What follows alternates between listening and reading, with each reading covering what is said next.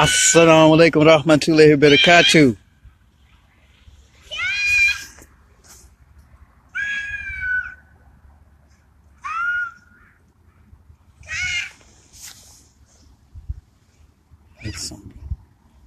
Assalamu alaikum rahmatullahi wa barakatuh. So, just briefly, I just wanted to get a prelude to, well, first and foremost, I'd like to say Assalamu alaikum wa rahmatullahi wa barakatuh. And how is everybody out there? Alhamdulillah, it's a good day today. And just took a brief moment to get on here. I haven't been on here for a while. So as you see the title, Walter Williams, Muhammad is a myth, and this is a prelude. I'm going to be addressing some of the things that he has said, because it seems that plenty of people have taken, alhamdulillah, sister, alhamdulillah, Allahu Akbar. But it seems plenty of people, or some people, have taken Walter Williams' statement about Muhammad sallallahu alaihi wasallam as being a myth. And the evidences, well, I'll go a little bit later on into some of his evidences in another clip, but right now this will just be briefly. So I wrote down some things, because as you see, the attack on Islam, supposedly by well, I'm gonna say the name, Charles Hussein and young Pharaoh, has started. I guess this is their major come out, and they'll have another, a major. So what I'm going to do real quick is I'm going to go through a few points of the person that they rely on the most, which is Walter Williams, on this subject. Now understand, Walter Williams, the people that he references, because he also referenced people. If you listen to his speeches and you read some of his works, he himself referenced other people, and you'll come to find out that most of the people that he referenced were actually white people. What you'll start to realize with a lot of Pan-African anti-Islamic people is you'll start to realize that they reference European scholars or white scholars, yet at the same time proclaiming that they are Pan-African. So here are some of the things that Walter Williams, which Sarah Sutton said he relies upon. That's his grand scholar that he relies upon, and this is really the work that he's taking from, or is utilizing, or building off of, in his book, Walter Williams' Myth of Muhammad. So here are some of the things that I gathered what he said in his main points. Walter Williams. So he says there's two forms of Islam. The first form of Islam is Mohammedism. Mohammedism. Now we know that Mohammedism is a title that Europeans gave to Muslims. Okay, there is no such thing as a Mohammedism, but that's the title that he's going with. And according to Walter Williams, he says that this form of Mohammedism is what you would call nowadays Sufism. Okay, so he says that there's two forms of Islam. He says that there is Mohammedism, which is one form of Islam, and it was earlier. And he says that the Muhammad is actually, get this, he said the first Muhammad is Muhammad ibn Arabi, or he said Ivan ibn Arabi. And at first I was like, who is Ivan ibn Arabi? So then I found out it's Muhammad ibn Arabi, or Arabi. Okay, that supposedly is the first Muhammad, he says, right? And he says that this Mohammedism was created in Spain by Muhammad ibn Arabi, and he died in the year 1240. He said his followers, Muhammad ibn Arabi's followers, which were called the Mohammedans, began to spread the doctrine in 1239 in North Africa. And then he said let's see. He said that was the first stage of Islam. Okay, and he said that was Mohammedism. Then he said Muhammad ibn Arabi's biography was taken by a group called Alliance Israel of Paris and France, and that happened in Syria in the year 1870. In the year 1870, he said that they created the Quran. 1870, the Quran was created. He said, but it wasn't accepted by the whole Arab world until the year 1919 AD. Right? He said, and it was accepted in 1919 AD in Cairo. Right? He said, and then the first Islamic meeting ever, because these are his major points, the first Islamic meeting ever of today's Islam would happen in 1926, called by King Abdulaziz of Saudi Arabia, and he called the first meeting of Islam's history. So he said that the meeting that the King of Saudi Arabia had called, that in actuality, this second form of Islam is when the Quran was created. So basically what he's saying is this. There was no Quran in 1240 AD. Okay, but there was a group called Mohammedans. He said, and that was Muhammad ibn Arabi, who was the person that created Mohammedism. Right? So there was no Quran at that time, but there was Sufism. Right? So then he said in 1870, the Quran was basically created. Right? He said, and then it was finally accepted by the whole Arab world in 1919 AD. He said, and then the first council was called in 1926. All right. So what you have here is first stage of Islam, no Quran but Islam. Right. Ibn Arabi's life and doctrine and teaching, which is Sufism. He said, so basically what he's saying is Sufism was before Quran. And then after that, the Israelites from Paris and France got together, and then they created the Quran and added something new. So that's what we got. Now, here's the problem with some of that. And here's what, see, this is the problem when you're such an anti-Islam to the point that you even trip your own arguments up. Okay? Because we often hear about how the Muslims came out of Arabia, took Egypt from the Greeks, and then went to start fighting the Nubians. Right? Well, that would mean that none of that happened then. See? Because if Muhammad ibn Arabi is the founder of what they want to call Mohammedism, and that was in 1240 that started, well, before 1240, the Muslims had fought the Nubians way before that. Okay? Also, when they want to harp up on an Arab slave trade, all right, some of these dates that they given, it would go against a whole lot of griping that they have.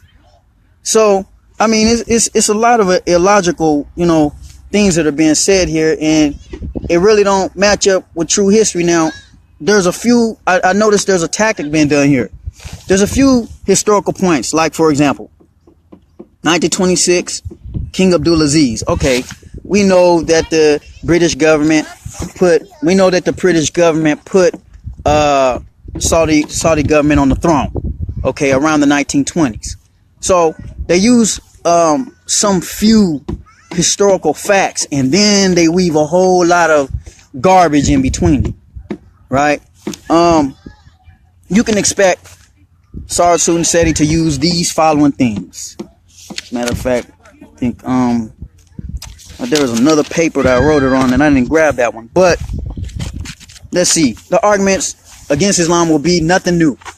Basically, it'll be this: did Muhammad exist? Muhammad didn't exist. Muhammad is Abdul Malik, Marwan Abdul Malik. Let's see. The other arguments will be the Roman Catholic Church created Islam. That's going to be a major one. They're going to come out with that. You're going to hear that this March. you know, when he comes out against Islam, is the Roman Catholic Church created Islam. He's probably going to bring up the monk. Prophet Muhammad sallallahu alaihi wasallam met as a child. You know, the monk, the monk, you know, Prophet Muhammad talked to in Syria or something like that when he was a boy at 12 years old. Now, how could you utilize that when you don't accept that none of that really happened and that was a myth? You see, you can't disprove something that supposedly is a myth by the very material that you're saying is a myth. You see, because the minute that you try to utilize that thing, that means you're saying on some level you accept that something there happened, right? And if Mohammedanism, like Walter Williams is saying, didn't happen way back in the 7th century, but it happened, you know, in the 1200 something, then you can't even use none of them stories, you know, unless you're really trying to twist something. So I mean, I'm waiting for that, but I think I'm going to go ahead, you know, and do some against the Roman Catholic Church argument. You know, these things have already been refuted. Muhammad not existing has been refuted already. The Roman Catholic Church created Islam. That's been refuted so many different ways. What a lot of these guys do is they take stuff from the regular world, the academics that fight against Islam, the regular world of academics that fight against Islam, the Christian evangelists that fight against Islam. They take their works, and what they do is they bring it into the black conscious community who may not have that much knowledge on those issues, and then they repackage it and then they push it to the people. And that's all that they do. And they put their own little arguments for it or whatever, whatnot. Walter Williams himself, he learned from some of these evangelists. You know, his arguments mirror the same things that they say. You know, so I mean, they're not saying nothing new, really. It's just that the way they're packaging it towards what specific community that they're packaging it towards is what's new, you know. So I think I'm gonna go ahead and I don't know exactly when, but I'm gonna go ahead and deal with the Roman Catholic Church supposedly creating Islam, you know, and then I'm gonna go ahead and go point by point against Walter Williams, you know, argumentations, you know, because this is just ridiculous, you know. This is completely ridiculous, and I'm amused that they believe that they're actually doing something, you know. But it's, I mean, so to you brothers out there, actually, I seen Yusuf Jamil. The brother wanted to be added on the camera. I'm gonna go ahead and add you, Aki. You know, let's inshallah, some of us get to talk about it, but it's just something that we just gotta stomp out. It's something new that's trying to raise its head in this community. They don't want to recognize, you know what I'm saying, the Black Liberation Army, you know what I'm saying, which were Muslims that helped the community. They don't want to recognize, you know what I'm saying, everything that Muslims have did, you know what I'm saying, from our people to help for the liberation of our people. They don't want to give no recognition whatsoever, you see. And so that's an insult to the brothers and sisters that are up in the penitentiary or political prisoners right now, you know, because they gave their life, and they Muslim. They gave their life to have these disrespectful idiots, and that's exactly what they are. They're idiots. Come out here and spew this garbage, you know. So I gave a warning out there, you know, and They sit there and ignore people, you know, they act like they're ignoring, but then they watch them. Because I've seen a couple of responses of some things I've said, which I purposely said to see if there will be some type of response. So being that now that I know that, well, let's get it on, you know.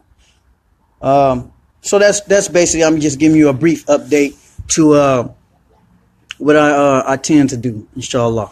But I'm gonna go ahead and add the brother Yusuf Jamil. See if he wants to get on here, because he was asking to get on here.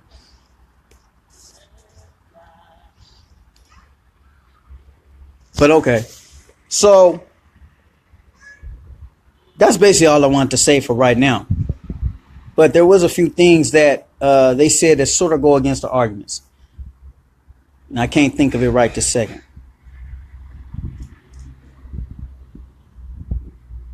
So yeah, they basically expect that. Expect the Roman Catholic Church argument to be thrown out there. They're gonna ride that one tough.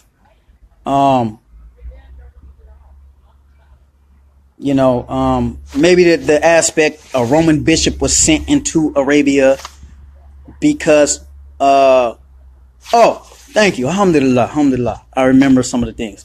Okay, so look. So the argument is this. The Roman Catholics were having a feud. They were having a fight. Man, these are the Byzantine. Okay? The Byzantine. So what they did was, supposedly, they sent in a Roman monk to convert some Arabs. Just the story. They sent some Roman Arabs in. They sent a Roman, to convert the Arabs towards the Catholic way, right? And then eventually it just went haywire, and then the Muslims grew, and they just, said, forget you, we're gonna do our own thing. That's it. Here is how you know the Roman Catholic Church, just briefly, did not create Islam. Number one, the Romans, regardless of what people think, are politicians. They've always been politicians and a military machine. Okay? They would not create a group of people among wild people, okay, and teach them not to believe that God has no son. As you know, in Islam, we don't believe Allah subhanahu wa ta'ala has a son. We don't believe Allah subhanahu wa ta'ala has a daughter. We don't believe that Allah subhanahu wa ta'ala has a father. We don't believe Allah subhanahu wa ta'ala has a mother. Okay, that's unique, right? Catholicism is the opposite. They have a Trinity. They believe in three gods, or three in one, a triune, a Trinity. And the Quran clearly says, don't say Trinity. So there's no way that the Roman Catholic Church created Islam, the very opposite, and then expected for Islam to go along with their program. That's not how nothing works. Now,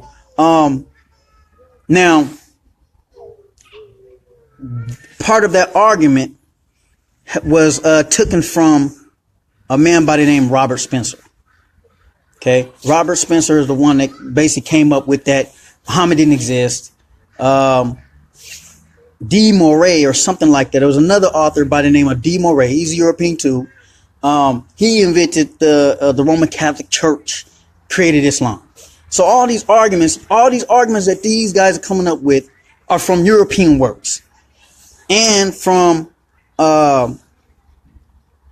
some Pan-African scholars that were older, like Walter Williams, who learned from some of those works and then put it in his works. And so now some of these guys think that because they're referring to Walter Williams or any other scholar like that that's black, they're thinking that they're relying on straight Pan-African sources. But then when you go look at the sources, the sources that the Pan-African Grandmaster used, you'll find out that the Grandmaster himself used Christian evangelist sources,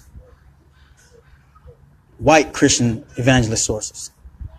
See, so I mean, it's just a rehashing in a vicious circle of craziness, and so it's something that it's just a mess, and it's crazy how many people are really starting to jump on the bandwagon, because they're so ill-informed, The argument.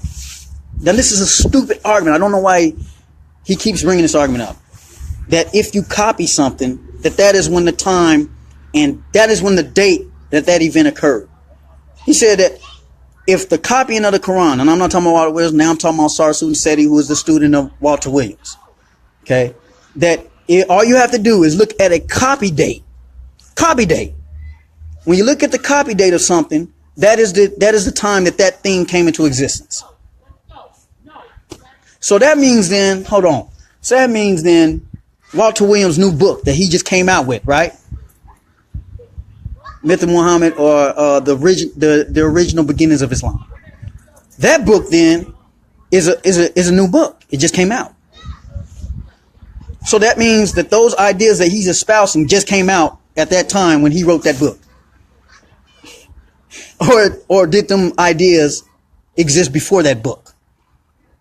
You see, that's a stupid argument. And then said he just made a new video.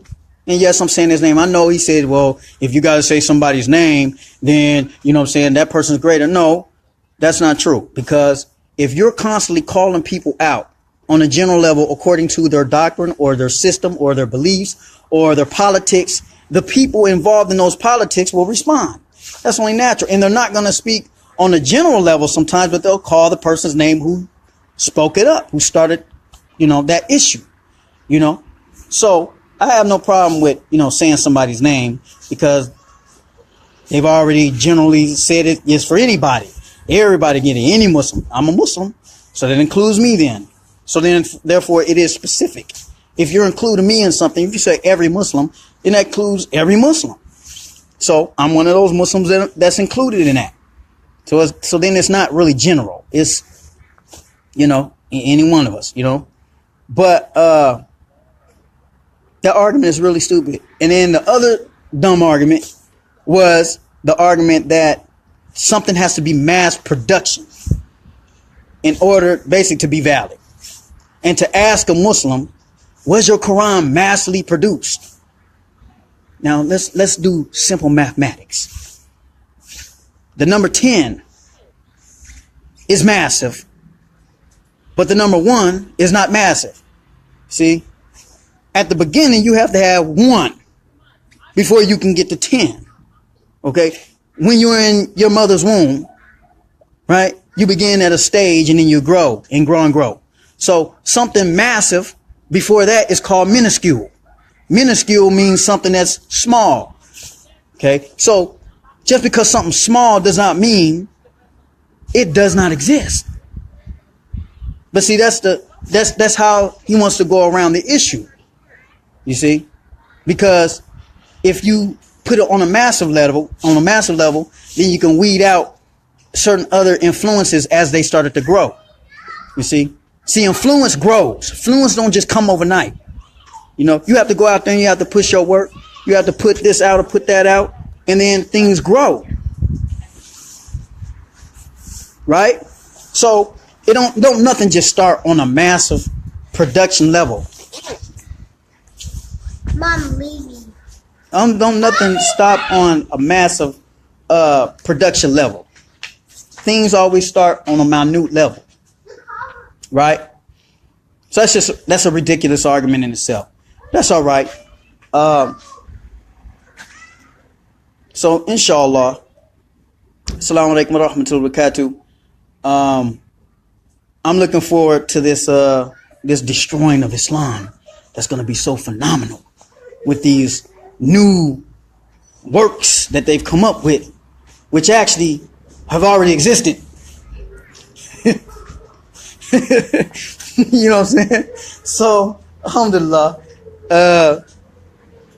you brothers and sisters out there, don't fall for no Dajjal arguments. We know that Islamic history, Muslim history has not been perfect, but here's the thing I do want to bring up. See, these brothers sitting there arguing with us like this is ridiculous. And I'm going to tell you why. We always on them slave boats, man. These brothers and us were all the same people. We didn't have nothing to do with no damn Arab slave trade. They didn't have nothing to do with no Arab slave trade. We didn't have nothing to do with no Arab slave trade. Whatever traditions, religions we had when we came over here, we used that for the liberation of our people. You see? So it's a ridiculous argument to keep going back and forth over Arab slave trade that we had nothing to do with. It don't have nothing to do with us. See, traditions can be used for good. Traditions can be used for bad. But our people, when we got over here, we fought. So for them to keep bringing this up, mentioning Arab slave trade, that has nothing to do with me at all. I'm over here with you. Stupid, I'm over here with you. So why the hell you keep bringing it up? It's just a money gimmick, and you're messing with people whose lives have been changed and turned around for a few crumbs. See, people are not as well informed, and so they know. Like these brothers keep on saying, put something inside of a book and in front of a black person, and they won't know. And that's what they're relying on. That's what they're banking on. They know our people is gonna go for some logical fallacies. Our people don't study like that, so they take an advantage. Yeah, I'm saying the intention is bad, man. I don't care what nobody thinks. The intention is wrong. It's for a hustle. I understand you got to make money, but dang, you messing with people's spirituality. People have changed. Islam done got people off drugs. Islam done got people off of drinking, gambling. And you won't come and just try to snatch, and then you can't give nothing because now you're saying meta has never been deciphered. Now in the Kemetic spiritual system, you can't. They say it could go there because that's never been deciphered. But then want to contradict themselves and keep trying to explain a meta story. See, because I'm gonna say it one more time. It's a Freemasonic. Listen, Freemasonry has never been concerned about keeping you in religion. That's a lie. Freemasonry, if you really dig deep into it, will use religion. Freemasonry is about getting you away from religion and giving you the recognition that you're God. Dost thou seest the one who takes himself as his own God? You see, that's the aim. Okay, so all this talk about, well, you're your own God. That's all Freemasonic talk. You could see in a Freemason, you dig deep enough, they'll say your God is man. Man is God. Man made God. That's a Freemasonic belief. But now what they did is they got some of these brothers and they sort of half and half it, like they're going to free us from the yoke of religion and tyranny, and give us recognize our own godhood. You see, that's Freemasonic talk, right? So, like I said, 10 is a massive number. 1 is minuscule. Before 10, there's 1. Also, 0 is before 10. Okay? 0, depending on what angle you're coming from. 0 could be forever. 0 could be coming out of nothing. See? But the point is, you need them other numbers to add and to grow. You see? You got single, and then you go double digits. 10, 20, 30. You know what I'm saying? Like that. So that's mass production. Right? It's just silly. Just silly. But you hear them now screaming Walter Williams' name. So Walter Williams is going to get you messed up. I'm just telling you right now. Walter Williams is going to get you messed up. Some of the stuff, I will give him credit that some of the figures that he come up with match on some things. But not on this level. Not on that level. Talking about Islam came in the 1800s. Then guess what? Your whole argument for a slave trade, an Arab slave trade, is bunk. You busted yourself. Okay? You broke yourself. You broke your own argument. You shouldn't have never did that. Silly. And then the meta has never been deciphered. That was phenomenal. That was phenomenal. So if Islam came in the 1800s, guess what? I don't want to hear none of you say that the Quran ever had anything to do with any slave. The Arab slave trade, when did that happen? That happened before the 1800s, didn't it? So then that means, according to your own argument, just busted your own argument, that means then that Islam had nothing to do with any Arab slave trade. No, or the other argument that it was Islam that fought against the Nubians. And here's the last thing I'm going to give before I go. You see, they try to say that the Muslims came out of Arabia, fought against the Nubians, and they're mad about that. But here's the thing. Then they turn around and say the Nubians won that war. Watch this. Tell me, who makes the rules of a treaty? The person that wins or the person that loses? The person that wins or the person that loses when you make a treaty? The person that is victorious, the people that's victorious, are the ones that make the rules. Right? So guess what? The Nubians had a deal that they would give the Muslims a certain amount of slaves. The Nubians. Do you know what this and I'm gonna one day make a video on this. Do you know that argument went way back before there was Prophet Muhammad even came? Because do you know that the front people of Muslims fighting against the Byzantines, because the Byzantine Roman Empire was transgressors. Then, did you know some of the Nubians was on the side of the Byzantine Roman Empire, and they allowed the Greeks to be inside Egypt and have Egypt? And did you know that the head tribes that fought against the Byzantine Empire, many of them had the name Saba, meaning that they were Sabians. They were descendants of the Aksumite Empire. If you go do a research on the Aksumite Empire, the Aksumite Empire had waged war against Nubia. It's just that a lot of the Sabians became Muslim. You see? So, I mean, this war was before even Prophet Muhammad Sallallahu even came. But once the Sabians became Mu'mineen, once they became believers, and the Nubians had been running with the Byzantine, the opportunity was there. So stop crying. See? Stop crying. So, I mean, but if they saying that Quran came in the 1800, then again, the circular argument is clear.